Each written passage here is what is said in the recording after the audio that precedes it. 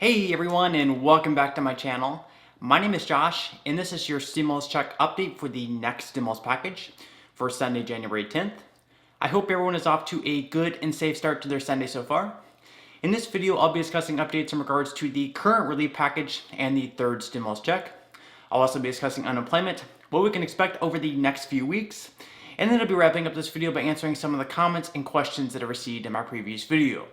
But first, if you wouldn't mind real quickly liking this video, give me a big thumbs up. It really just helps with the YouTube algorithm in terms of pushing this video out to other viewers like you, and hopefully helping other people like you as well. Okay, so with less than 2 weeks for President Trump to be in office, Nancy Pelosi and House Democrats plan to start their week off not with stimulus, but with articles of impeachment against the president. With almost all Democrats being against the president, it's likely he will be impeached.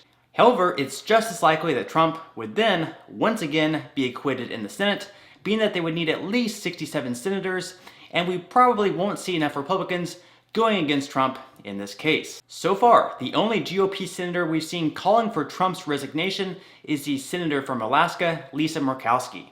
Also, per McConnell's memo that outlined the procedures for holding another impeachment trial, it states that they'll be holding pro forma sessions until January 19th, where they won't be able to conduct any other business during that time without consent of all 100 senators.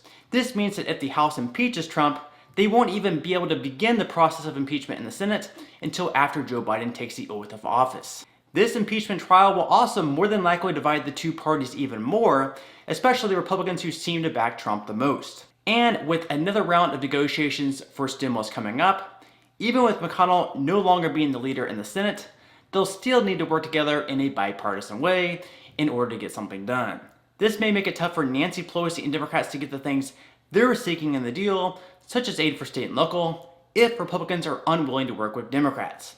On the same token, it's hard seeing Democrats giving Mitch McConnell, even though he won't be the majority leader, the liability shield he's seeking for business owners. Which, of course, unfortunately means if they're holding up an entire bill over those two issues, it's like deja vu all over again.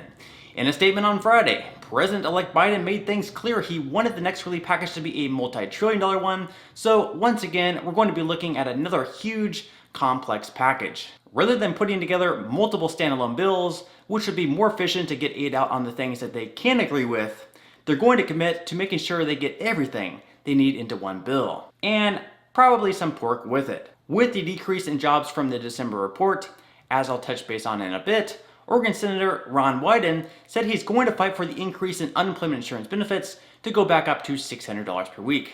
At the moment, they're currently at $300 per week, so unless we see continued job loss in January, it's unlikely we'll see much of an increase if these benefits do get extended. What does seem likely though, is that they will extend the unemployment insurance benefits, probably at $300 per week, in addition to sending Americans another round of direct payments.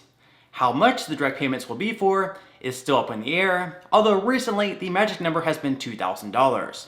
So far, we've seen every Democrat on board for these checks other than Joe Manchin, and we've also seen a handful of Republicans support this as well. Whether or not enough Republicans will be on board is left to be seen.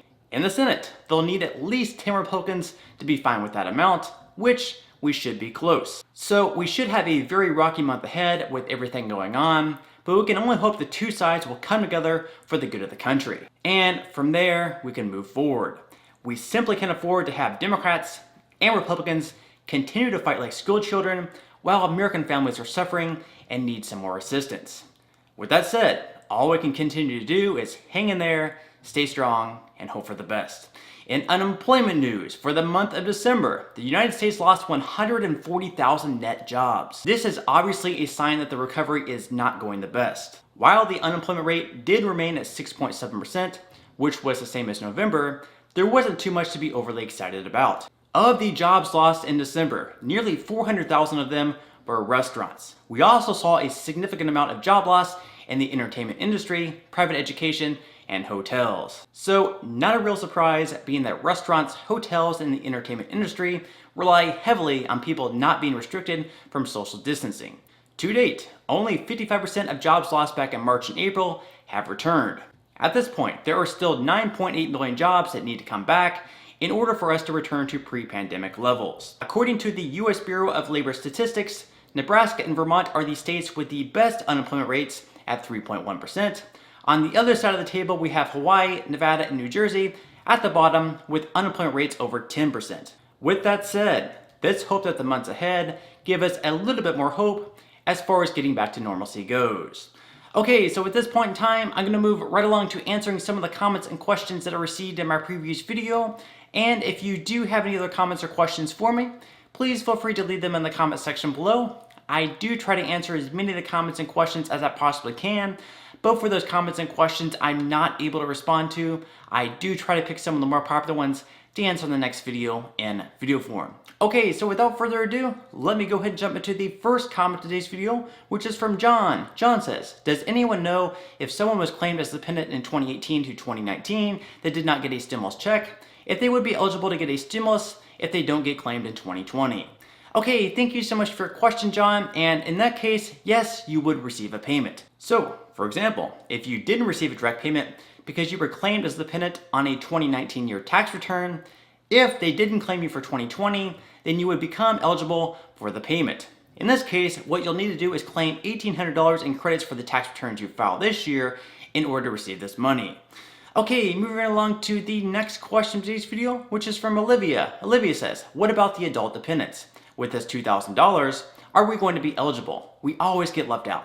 Thank you. Okay, thank you so much for your question, Olivia, and at this point, it's unknown whether or not adult dependents would be included in the $2,000 direct payments. In the Cash Act, had they passed it through the Senate, dependents, even those over the age of 17, would have been eligible. However, being that they never even voted on the bill, the next bill they write up could be completely different. This means that even though it's likely adult dependents will be included if the bill is similar to the Cash Act passed through the House, there are certainly no guarantees.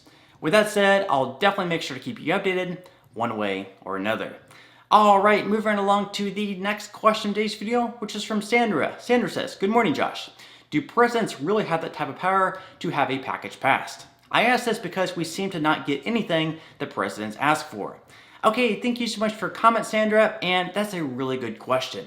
Unfortunately, you're 100% right. Most of the promises we hear in presidential campaigns never end up really coming true. Because of our legislative process, where bills must first be written and passed through Congress before being signed into law, things can get pretty difficult at times. Since a bill must first pass through the House and the Senate before being signed into law by the president, it takes Republicans and Democrats working together in a bipartisan way before it can get to the president's desk. So, as you saw over the past 9 months, Democrats and Republicans had an extremely difficult time working together in order to get anything done. And even though bills usually have no issues passing through the House, as they only require a simple majority, the Senate is a bit more difficult considering you need 60 votes. Since the Senate is currently gridlocked at 50-50, any bill Democrats try to push to the Senate will need at least 10 Republicans on board for it as well. This means that Joe Biden can't attempt to push only pieces of legislation the left will support and expect to be successful as president. Instead, he'll need to work with Republicans in an attempt to find a bipartisan compromise on issues he'd like to pass. Whether or not Biden will be able to do that is left to be seen, but we'll just have to wait and see. Okay, moving right along to the next question of today's video, which is from Dora. Dora says, what if you have a different bank account now? Alright, thank you so much for your question, Dora, and if you change bank accounts since you received your first direct payment, then what will happen is the IRS will attempt to send you the $600, which will then, by law, be rejected by the bank. In the first round of direct payments, if the bank rejected the payment, it would be sent back to the IRS, where the IRS would reprocess the payment and then send you a check in the mail instead. This time around, however, the IRS will no longer be sending the checks once they reprocess your payment. Instead, they ask that if you've changed banks since the first round of direct payments, to go ahead and claim $600 as a credit on the tax returns you filed this year. This is a little bit disappointing because obviously it would be much easier to simply receive a direct deposit, but receiving the money as a tax refund is certainly better than never receiving it at all. Alright, so on that note, I'm going to go ahead and wrap up this video. If you did enjoy the content in this video and you'd like to see more videos like it, please consider subscribing to my YouTube channel. It is completely free to do so, and it's a great support to me. Also, if you'd like to receive 4 free stocks from Webull, with 2 of them valued all the way up to $1,600 each, or 1 free stock from Robinhood just for signing up, please feel free to claim those free stocks by clicking the link in the description box below. And finally, if you join Rakuten with my referral link in the description box below and spend at least $20, Rakuten will give you $20 cash back. This means that you can buy an item through Rakuten with one of their referral links, such as Nike, for $20, which would be right around $22 after tax, and Rakuten will give you $20 just for making that purchase. This is just an incredible deal that I would love for everyone to take advantage of. Okay, so until next time, I'll see you guys, and I hope you have a great day today.